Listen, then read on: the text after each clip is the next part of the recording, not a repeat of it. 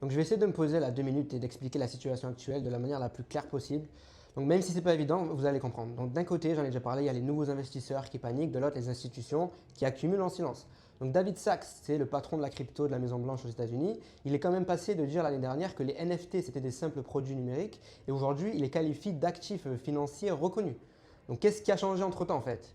C'est lui-même qui a réalisé que les cryptos c'était là pour rester ou c'est vraiment une pression politique qui vient de plus haut que lui?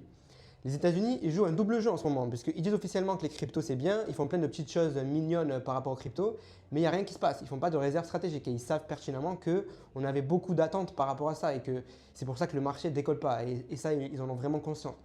Donc résultat, les petits portefeuilles, les nouveaux, etc., ils vendent et ils sortent du marché avec des pertes. Pendant ce temps-là, les institutions et la famille Trump accumulent vraiment en masse des cryptos, des centaines de millions de dollars, voire des milliards de dollars. Donc les États-Unis ne veulent pas vraiment interdire les cryptos, ils veulent les contrôler. Les gouvernements savent qu'ils peuvent tirer parti des cryptos, donc pour eux, les interdire, ça n'a aucun sens. Ce qu'ils veulent vraiment, c'est s'assurer d'en garder le contrôle et d'en accumuler, comme je viens de vous dire, le plus possible avant que le marché reparte. Donc plus ça met du temps à remonter, mieux c'est pour eux. Et vous comprenez pourquoi. Donc ils savent que Bitcoin, c'est là pour rester. Alors ils veulent juste s'assurer d'en avoir la plus grosse part du gâteau possible avant que la population ne comprenne ce qui se passe. Donc c'est de la manipulation de masse classique. Je vous rappelle que le but d'un gouvernement vis-à-vis de sa population, c'est assurer l'ordre, la sécurité et le bien-être collectif tout en maintenant son propre pouvoir. Tout en maintenant son propre pouvoir. Et ça a toujours fonctionné comme ça. Donc la majorité des petits investisseurs, voilà, ils sortent du marché en perte. Les grandes institutions et la famille Trump, ils vont en ressortir avec des milliards de dollars de profit. C'est normal. Donc comprenez bien qu'il n'y a pas d'argent facile. Ce qui paraît simple, c'est en réalité le plus difficile. Gagner de l'argent en crypto, c'est une épreuve psychologique. Et ce qu'on vit en ce moment, c'est du déjà vu. On a déjà vu des fluctuations énormes sur les cryptos. La volatilité a toujours existé sur cette classe d'actifs.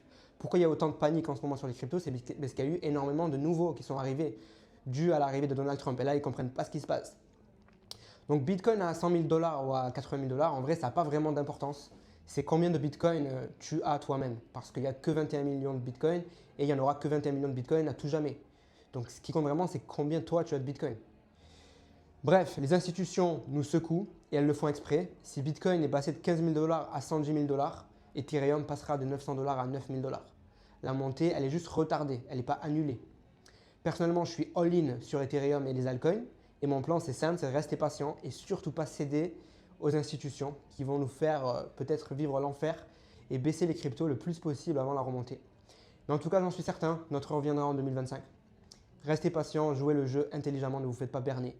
Et si vous n'êtes pas au courant de mon côté, j'ai un Telegram gratuit. Je fais des messages vocaux tous les jours pour vous aider à réussir ce bull market crypto.